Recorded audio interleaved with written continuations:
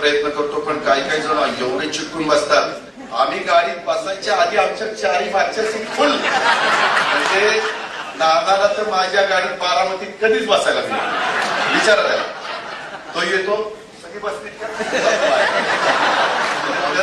डोळ्यात एकच उदाहरण मी आत्ताच सांगतो.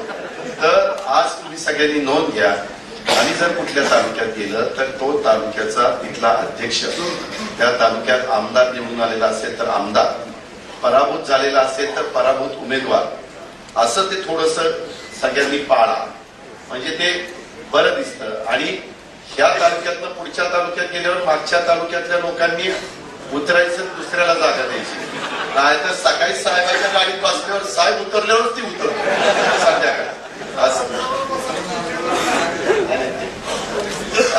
मला त्याच्यामध्ये आता ही एवढी घेतली, ह्याच्यापेक्षा तर मोठी अजून, मग तर बस दिसत घ्या.